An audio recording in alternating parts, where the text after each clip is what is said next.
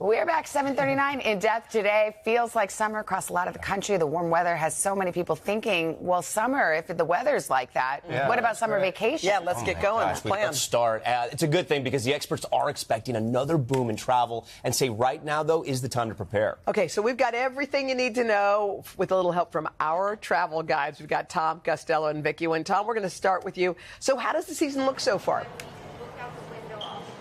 So you may remember last summer was really a bad summer, right? We had a quarter of all flights delayed about an hour or so, and then we had the meltdown over Christmas with Southwest Airlines. The airlines say that they are now better positioned, but I'll just warn you, by one study, global tourism is going to be up 30% this summer. 30. Delta says it's already got record bookings for the summer. Here's where we stand right now. TSA already screening more than 2 million passengers every single day. And some days it's actually exceeding where we were in 2019. Hopper.com on airfares. This is important.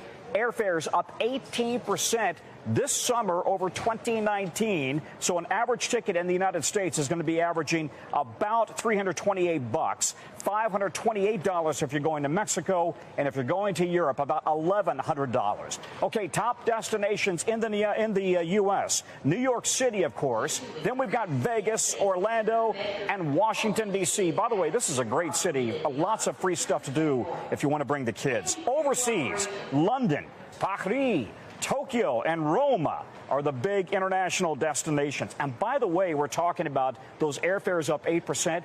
Food is up 9% over a year ago. Lodging is up about 8% in the U.S. So all of that is going to add to the total expense if you're going to be going anywhere this summer. Tom, I like how you say Paris. Yeah. I didn't know you spoke Franglais. But we've been talking about staffing shortages. You've covered this a lot. Could that impact the flight schedules? Will there be fewer flights going?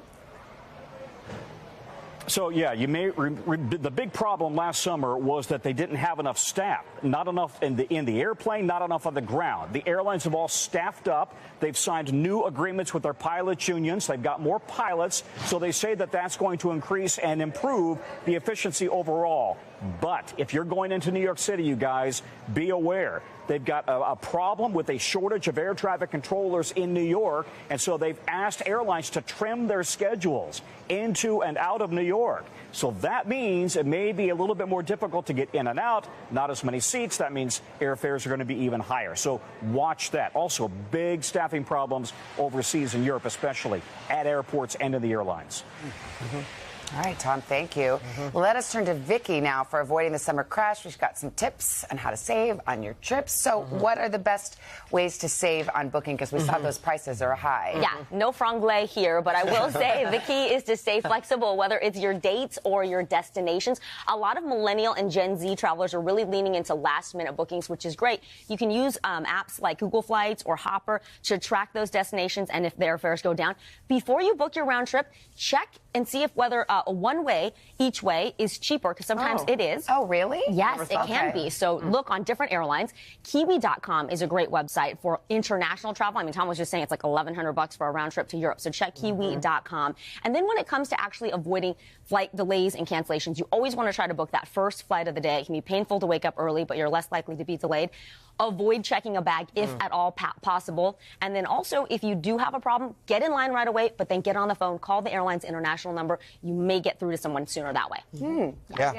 Any tips for families? If you're traveling with the kids, maybe grandma wants to tag along, what are some tips for us? Staying closer to home is going to be cheaper if you can drive to your destination rather than flying. National parks, it's going to be another huge year. More than 300 million people expected to visit our national parks. And Google Maps has just launched an awesome slate of new features to help you with figuring out which are the best entrances and exits, downloading maps for those remote areas when you want to get away, but you don't want to be like lost in the wilderness totally. And also trails. They're actually going to show you the popular trails in their entirety instead of just dropping a pin there for you. The other thing is a home swap. So Travel and Leisure says check out homeexchange.com and homelink.com. Maybe you live in Orlando, I live in New York, we want to swap homes. That's kind of cool. Yeah, and that's a lot more affordable. Go somewhere where there's a kitchen. I know it doesn't sound like a vacation, but you think about the average family of 4 travels. They spend $132 per day on food, before drinks, before snacks.